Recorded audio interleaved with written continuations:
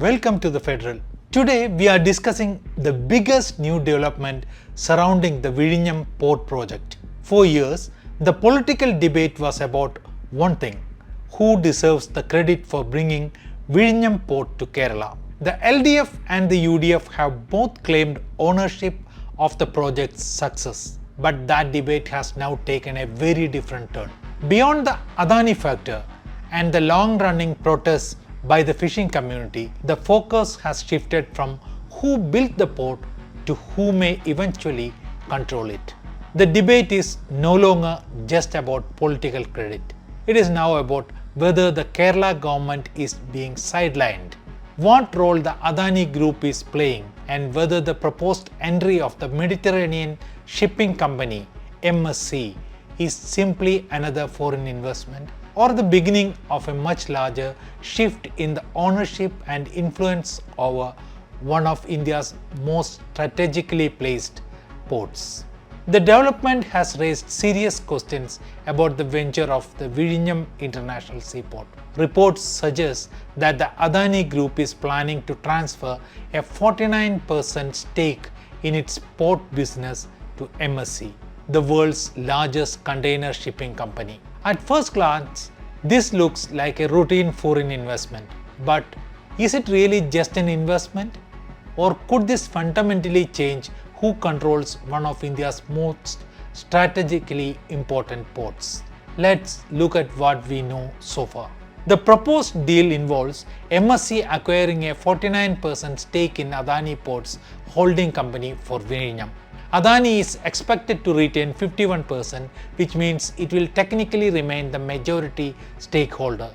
But the real question is whether majority ownership automatically means effective control. MSC is not just another investor.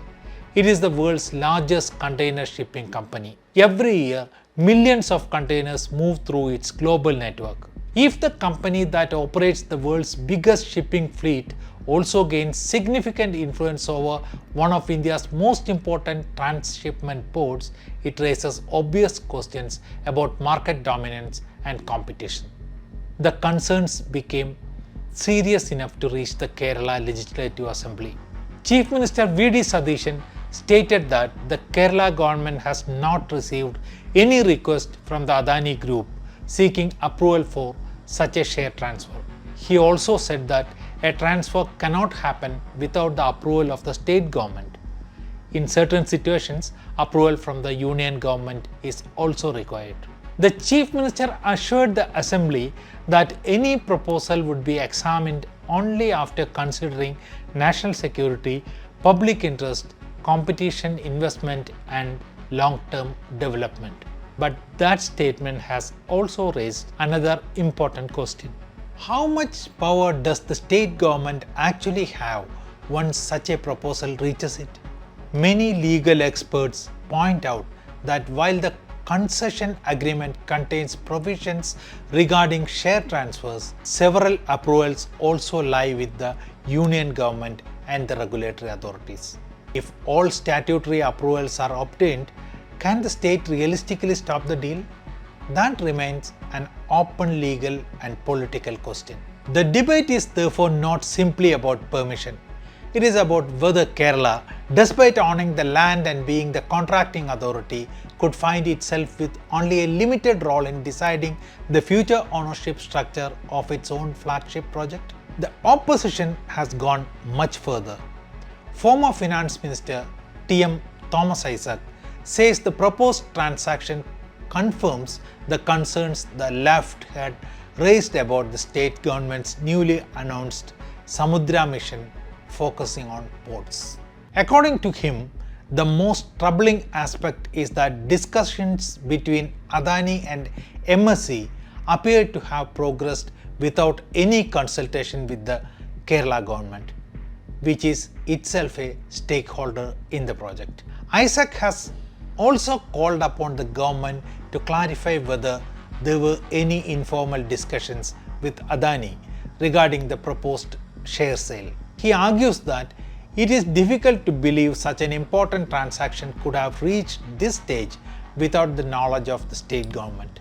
Apart from this, leader of opposition Pinarayi Vijayan warned in the assembly that the transfer could eventually allow MSC to dominate Vizhinjam. His concern is that today's minority stake could become tomorrow's operational control if future restructuring takes place or if commercial decisions increasingly favor MSC's own shipping interests. Supporters of the deal argue that these fears are exaggerated.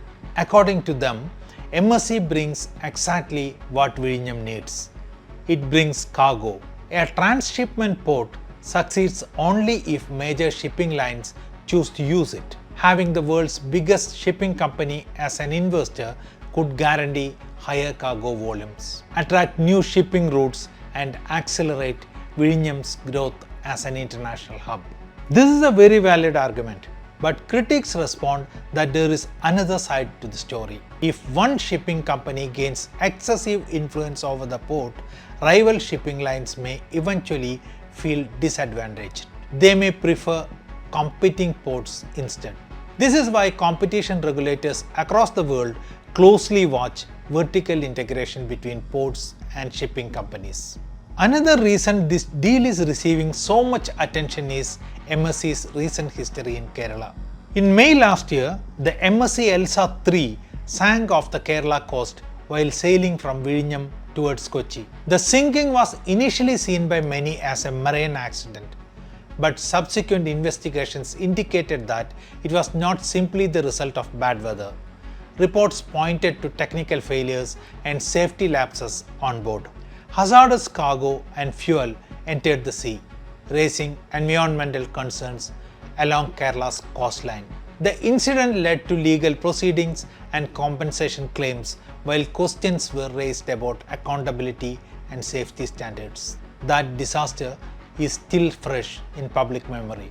For many people in Kerala, the name MSC is therefore associated not only with global shipping but also with one of the state's most significant recent maritime accidents.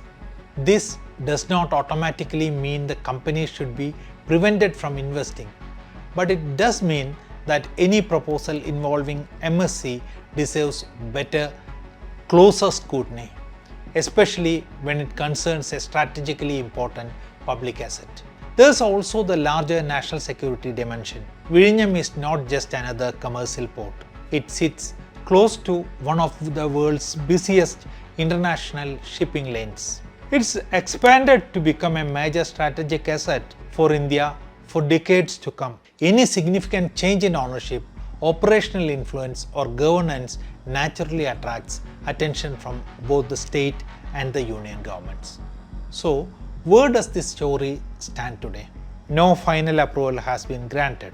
The Kerala government says it has not yet received any formal request from Adani, but the latter says informal discussion channels involving both the governments were alive. The Adani Group is expected to seek approvals from both the state and union government before completing the transaction. At the same time, the proposal has already opened a much bigger debate. Is this simply a foreign investment that will help Vizhinjam grow faster? Or is it the beginning of a gradual shift in control from a port operator to the world's largest shipping company? The answer will depend not only on the percentage of shares being transferred, but also on the shareholder agreements, governance rights, operational control, and the conditions imposed by regulators. In the coming days or weeks, those documents and approvals may prove far more important than the headline figure of 49%. And until those details become public, the debate over Vizhinjam is likely to remain as much about transparency, competition, and public interest as it is about investment.